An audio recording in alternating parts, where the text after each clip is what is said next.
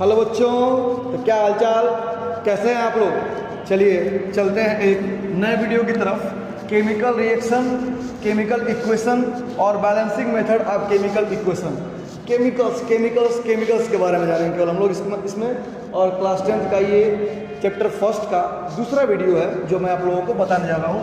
ठीक है, मैंने कल कहा था आप लोगों से केमिकल रिएक्शन और केमिकल इक्वेशन के बारे में बताऊंगा। और एक और बात कहा था मैंने कि balancing method of chemical equation के बारे में स्टडी कराऊंगा। ठीक है, तो चलिए बढ़ते हैं एक नए वीडियो की तरफ। और अगर वीडियो अच्छी लगी हो तो प्लीज़ लाइक, सब्सक्राइब और कमेंट करना ना भूलें। चलिए ध्यान दीजिएगा। ठीक है, केमिकल रिएक्शन क्या होता है मैंने कल कहा था। when the chemicals are जब केमिकल रसायन are reacted to each other, ये सब आपस में रिएक्शन करते हैं and then make the new product, और नया प्रोडक्ट बनाते हैं। They are called chemical reaction. Okay, so all of the reactions are called chemical reactions. Okay, अब देखिए लेकिन केमिकल इक्वेशन क्या है, व्हाट इज केमिकल इक्वेशन। अब केमिकल इक्वेशन को पढ़ने के लिए समझना पड़ेगा कि केमिकल इक्वेशन होता क्या है। तो केमिकल इक्वेशन समझने के लिए आपसे एक बात कह रहे हैं, ध्यान समझिएगा।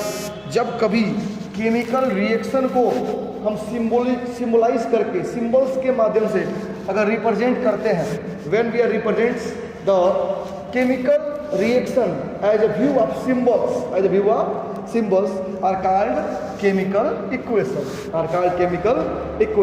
ओके, अब केमिकल इक्वेशन क्या होता है, कैसे होता है, इसके बारे में स्टडी करेंगे। ध्यान दीजिएगा ना।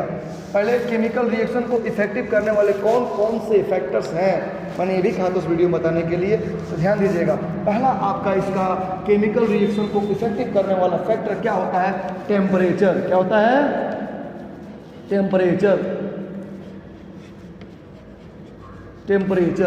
दूसरा क्या होता है इसको इफेक्टिव करने वाला कारक, प्रेशर। दूसरा क्या होता है, प्रेशर। अगला क्या है, कैटालिस्ट। और चौथा क्या है, चौथा है चेंज इन कलर।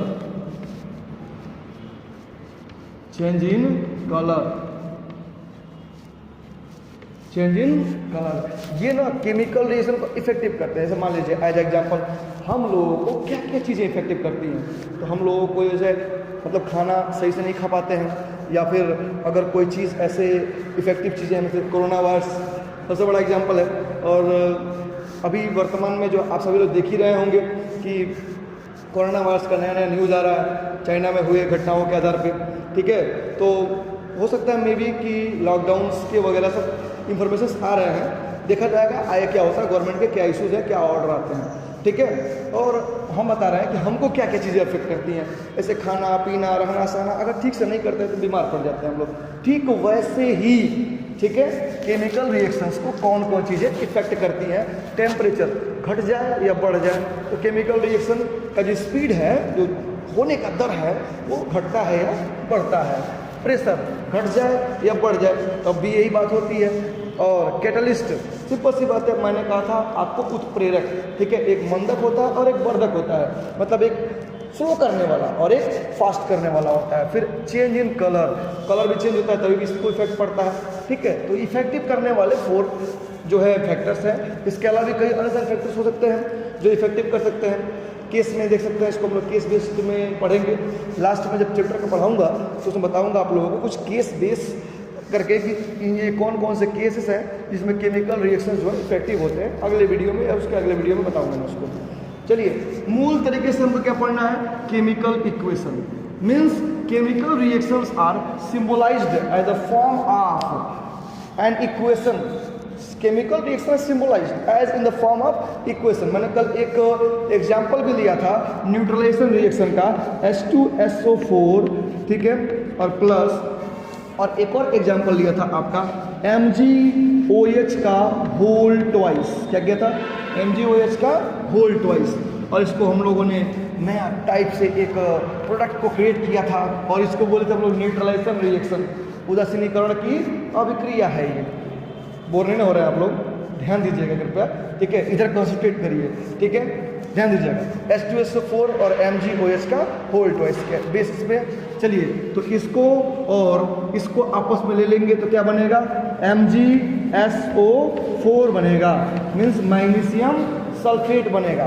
और इसके अलावा अगर लेते हैं हम आपके OH और क्या H2 को, तो फिर क्या बनेगा आपका H2O, लेकिन H2O के दो मॉलिक्यूल्स बनेंगे, ठीक है, 2H2O के रूप में बनेंगे। क्या बनेंगे, 2H2O के रूप में। तो मैंने देखा क्या यहाँ पे न्यूट्रलाइजेशन रिएक्शन, क्या देखा, न्यूट्रलाइजेशन रिएक्शन को मैं स्टडी किया, जिसमें आपको H2SO4 means sulphuric acid plus MgOH whole twice means magnesium hydroxide, ठीक है, फिर मैग्नीशियम सल्फेट और फिर क्या 2H2O के बारे में स्टडी किया है। चलिए अब इसी बेस पर हम लोग आगे बढ़ते हैं और जानेंगे कि इसको बैलेंस कैसे करें, ठीक है। Balancing method of chemical equations, chemical equation को बैलेंस कैसे करें। सपोज दैट आप कभी जाते हो चौराहे पर या कहीं भी कोई सामान खरीदने के लिए, क्या करते हैं वहाँ पे एक साइड में 1 किलो या 2 किलो का जो है वो लोहे का बना हुआ सामान।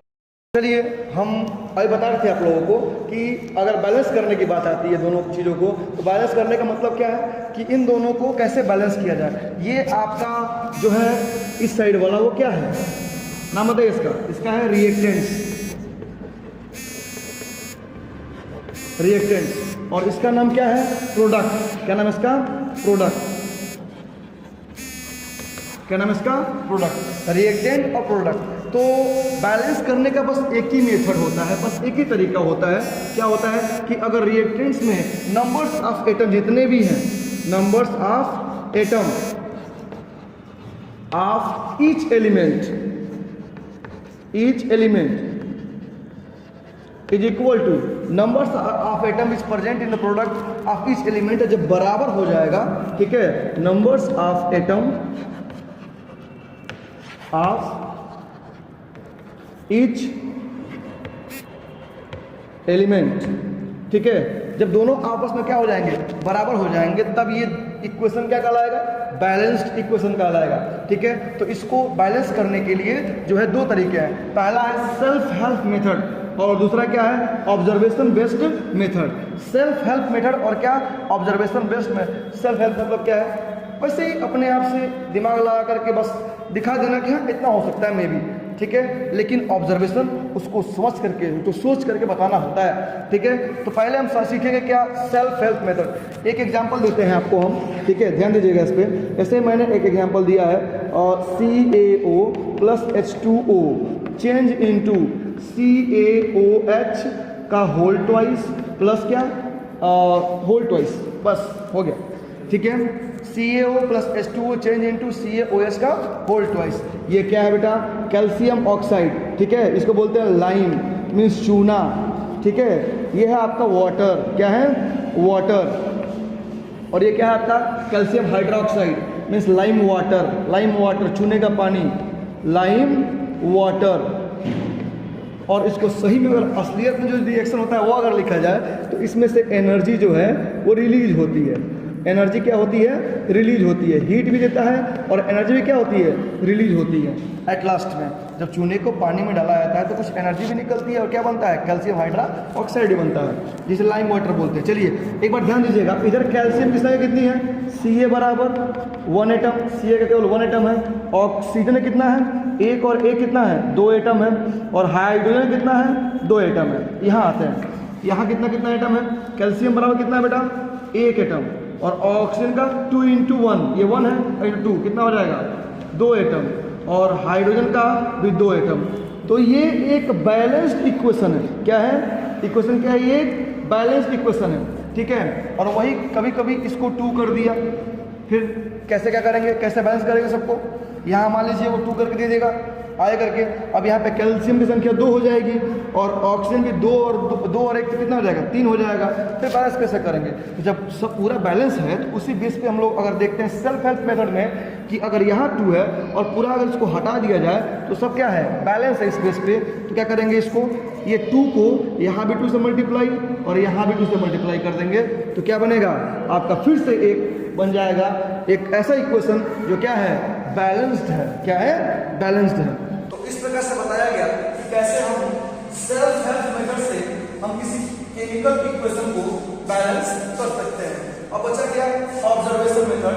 ये मैं आपको अगले वीडियो में बताऊंगा कि कैसे ऑब्जर्वेशन मेथड के बेसिस पे जो है हम किसी केमिकल इक्वेशन को हम क्या करते हैं बैलेंस कर पाते हैं, क्या करते हैं बैलेंस कर पाते हैं। थोड़ा आगे बढ़ते हैं और एक और बात जानते हैं इसके बारे में। अगर कैल्शियम ऑक्साइड और H2O और COH कैल्शियम हाइड्रोक्साइड का एक मैंने एग्जांपल दिया, ऐसे कम से कम 10-15 एग्जांपल्स आप अपने घर पे सॉल्व करिएगा और सेल्फ मेथड से लगाने का प्रयास करिएगा।